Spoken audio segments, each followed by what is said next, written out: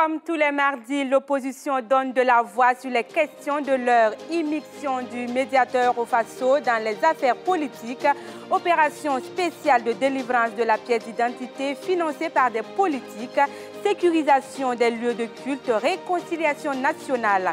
Sur toutes ces actualités, l'opposition critique, dénonce et propose. Vous l'entendrez tout à l'heure dans cette édition. Les dirigeants et chefs d'entreprise attendent l'événement avec une certaine impatience. C'est Africalia 2020, une plateforme de rendez-vous d'affaires individuels et personnalisés entre des entreprises de la CEDEAO et des entreprises du reste du monde. La campagne de mobilisation des hommes et des femmes d'affaires a été lancée ce matin. Des soldats issus de 34 pays africains participent à Nouakchott à l'exercice Flintlock 2020.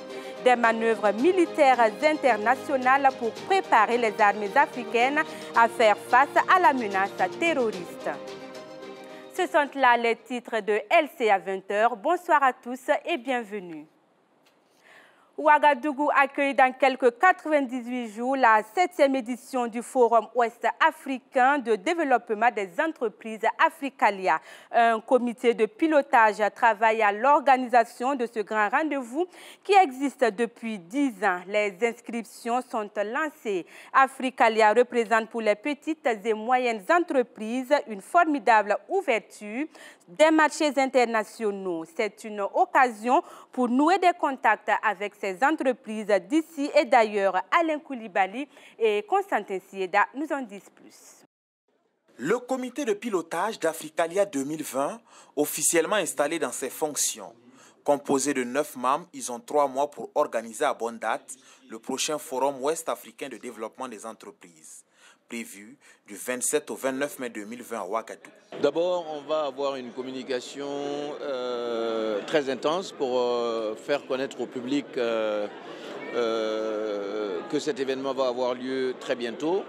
Deuxièmement, nous allons tourner dans les pays de l'UEMOA avec le secrétaire permanent pour faire des roadshows afin de promouvoir l'événement et stimuler les pays de la sous-région à venir. Et enfin, on a des pays cibles comme la France, comme l'Italie, comme l'Arabie Saoudite et probablement, pourquoi pas, la Turquie, la Chine, où nous allons envoyer des émissaires et en relation avec nos ambassades pour faire la promotion de cet événement afin d'avoir une très bonne participation. Cette biennale des affaires a pour objectif de favoriser le développement des échanges et des partenariats entre les entreprises issues de divers secteurs d'activité.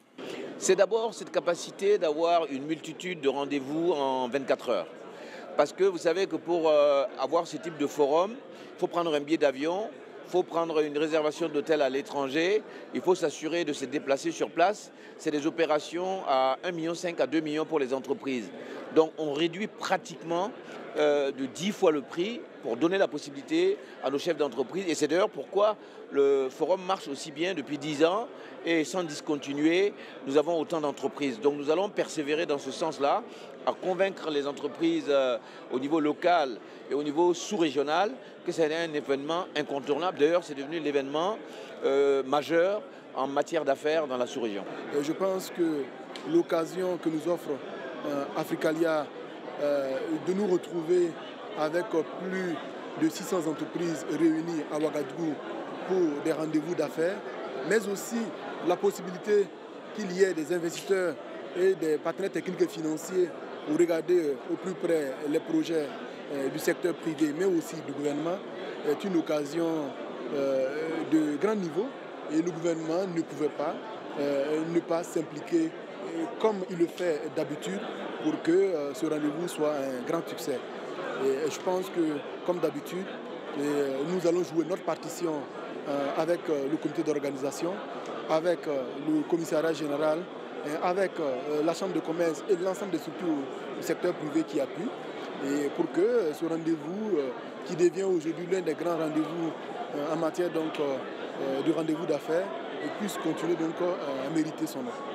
Les inscriptions aux Africalia 2020 sont désormais ouvertes sur la plateforme www.africalia.com et au sein des chambres de commerce et d'industrie du Burkina. Elles concernent essentiellement les chefs d'entreprise de tous les pays, désireux de développer des alliances avec de nouveaux partenaires et de renforcer leur position sur le marché ouest-africain. Mesdames et messieurs, il faut noter que pour l'édition 2020 de Africalia, environ 500 chefs d'entreprise du monde entier sont attendus à Ouagadougou.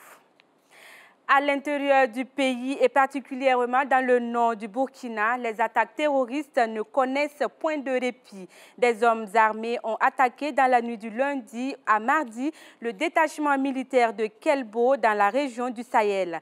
Elles ont fait 3 victimes, des soldats en l'occurrence, des membres de l'équipe d'enrôlement de l'Office national d'identification qui s'étaient abrités au sein du camp en attendant de poursuivre ses activités. Le lendemain auraient été blessés pendant cette attaque. C'est dans ce contexte que s'ouvre à Nouakchott l'exercice militaire conjoint Flintlock.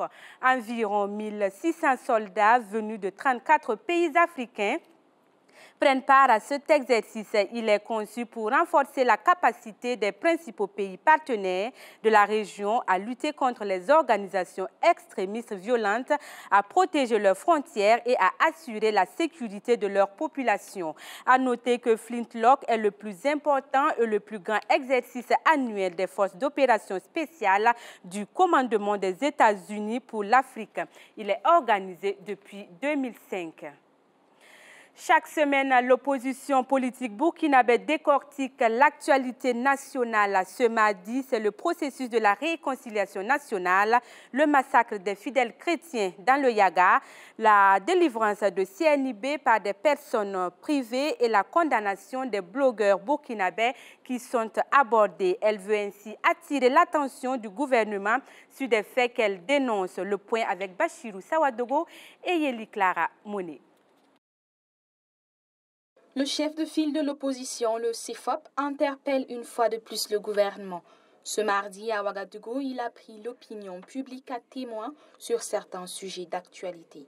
C'est avec une profonde consternation que l'opposition politique a appris qu'une attaque a été perpétrée par un groupe armé dans le village de Pansi, province du Yara. Selon le communiqué publié par le gouverneur du Sahel, il y aurait eu 24 morts et 18 blessés. Il est impératif que l'État sécurise les lieux de culte, de même que les autres lieux de rassemblement des citoyens. Le CFOP est revenu sur le dialogue politique tenu du 15 au 22 juillet dernier, qui a pour objet d'aboutir à la réconciliation nationale. En effet, par lettre datée du 21 janvier 2020 et sur instruction du président du Faso, le ministre d'État, ministre de l'administration territoriale, de la décentralisation et de la cohésion sociale, a invité le chef de file de l'opposition à organiser la réflexion dans sa composante sur la question de la réconciliation nationale et à lui soumettre ses propositions. L'opposition politique salue cette initiative du gouvernement et espère une avancée notable des décisions prises pendant le dialogue politique. L'opposition se réjouit du fait que, plus de 6 mois après la fin des travaux du dialogue politique qui avait conclu à la nécessité pour l'avenir du pays d'engager le processus de réconciliation nationale, le gouvernement se soit enfin décidé à initier quelque chose sur le sujet. Elle a aussi fait cas de la lettre ouverte du président du parti Burkina Yeroa au président du Faso. Il y dénonce l'activisme politique du médiateur du Faso, Saran Serré, qu'il qualifie de contraire à l'éthique et à la déontologie. En Côte d'Ivoire, après 1 mois et demi de discussion, le dialogue politique entre le gouvernement et l'opposition semble dans l'impasse, et ce, à 8 mois du début de l'élection présidentielle. Hier, une réunion qui était censée entériner les points de dissension s'est soldée par une clôture de ce dialogue sans signature d'accord. Désormais, les décisions sont entre les mains du chef de l'État. Autre point dans cette édition, les évêques catholiques du monde entier appellent Paul Biya à discuter avec les séparatistes afin de mettre fin à la crise qui secoue les zones d'expression anglaise au Cameroun. Le vœu a été émis dans une lettre citée par le site du Vatican, une demande qui tombe au lendemain de la mort de 22 villageois. Si l'ONU et des ONG ont accusé les forces de sécurité régulières, Les autorités militaires ont, elles, évoqué un malheureux accident, selon les propos du porte-parole de l'armée. Autrement dit, ces civils se sont retrouvés pris entre deux feux lors d'affrontements entre séparatistes et forces régulières. Retour à Ouagadougou pour parler des suites à donner à l'accord de Paris sur le climat. Les choses se précisent de plus en plus à propos du plan national de partenariat pour la mise en œuvre de la CDN au Burkina Faso. CDN, c'est une contribution déterminée volontaire du pays, une contribution que la communauté internationale appelle de ses voeux. Le compte-rendu avec Constantin Sieda et Judith Chimadi. Les accords de Paris sur le changement climatique prennent racine au Burkina Faso.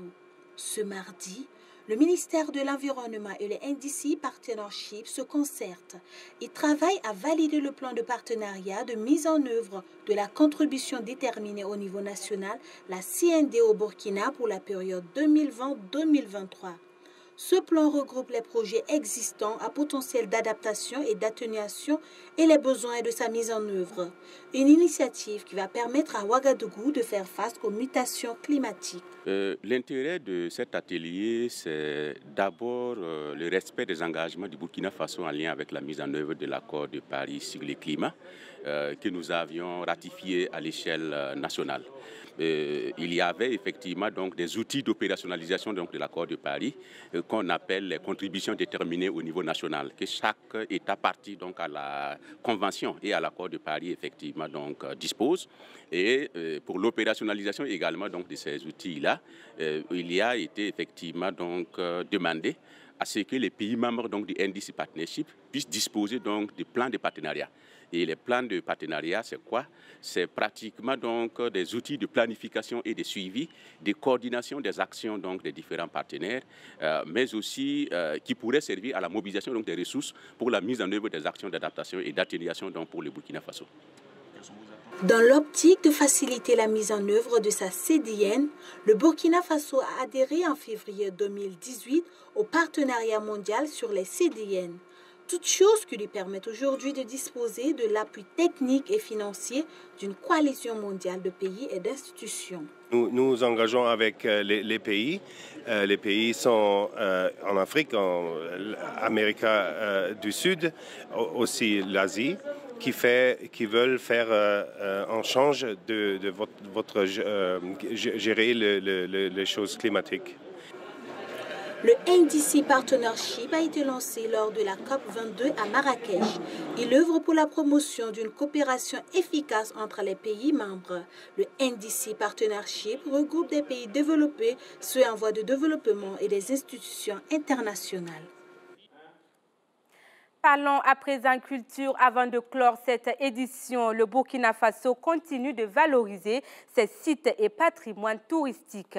Et pour amener les Burkinabés à connaître ses atouts touristiques, des photographies d'endroits exceptionnels sont prises sur toutes les régions du pays. Les œuvres sont mises à la disposition des acteurs culturels. Il ressort donc que malgré les attaques terroristes dans certaines régions, rien ne doit empêcher les Burkinabés à visiter leur propre patrimoine culturel. Achille Ouedraogo, Benjamin Kwame. Les sanctuaires des Rouagans, les greniers de Niansogoni, le ranch de Nazenga, les habitats traditionnels de Tiébélé ou encore le pic de Naouri, voici autant de sites touristiques que regorge le Burkina Faso. Des sites connus ou mal connus souvent par un public restreint. Et dans le but de mettre en lumière toutes ces potentialités culturelles, le ministère de la Culture a remis aux acteurs culturels des photographies de ces sites. En procédant à la remise officielle des œuvres ce matin, mon département entend faire des édifices et espaces publics des vitrines de promotion du tourisme eu égard à leur vocation d'accueil du public. Ces différentes photographies sont issues des éditions de concours. Elles devront servir de décoration pour les espaces publics et dans les locaux des acteurs culturels pour donner plus de visibilité au patrimoine culturel du Burkina Faso. L'usage de ces œuvres dans la décoration des édifices de vos structures respectives permettra sans doute d'accroître la visibilité des sites et attraits touristiques du Burkina Faso, toute chose qui pourrait susciter le goût de la découverte de notre patrimoine touristique. Pour faire du Burkina Faso justement une destination attractive, chaque Burkinabé doit y mettre du sien, et ce malgré la situation d'insécurité. le Burkinabé doit d'abord commencer à connaître chez lui. Travaillons d'abord à ce que nous-mêmes nous découvrons chez nous. On a été dans d'autres pays où plus de 90% des touristes sont des nationaux. Je pense que nous pouvons le faire. Alors, si d'autres personnes viennent, tant mieux. Si actuellement les conditions sont telles que les gens ne peuvent pas venir, ce n'est pas grave. Nous pensons que c'est une mauvaise passe que nous traversons et que par la suite, les conditions vont se réunir et que les gens vont venir. Mais travaillons déjà à ce que le maximum de personnes connaissent déjà nos sites et attraits touristiques. Les attaques terroristes sont de plus en plus récurrentes dans certaines régions, mais cela ne doit en aucun cas enlever l'envie de visiter les sites touristiques du pays, car le secteur est aussi et malgré tout un pan de l'économie nationale. Et quoi qu'il arrive, nous n'allons pas fuir laisser notre pays, nous sommes là. Donc il faut bien que nous puissions également faire vivre un pan de notre économie qu'est le secteur touristique également. Donc c'est pour cette raison que nous faisons cette remise symbolique. Dans cette dynamique, le ministère de la Culture exhorte chaque Burkinabé à valoriser tous ces sites sur tous les supports et canaux de communication. C'est ce qui met fin à notre édition du soir. Passez une excellente soirée et à demain pour d'autres actualités.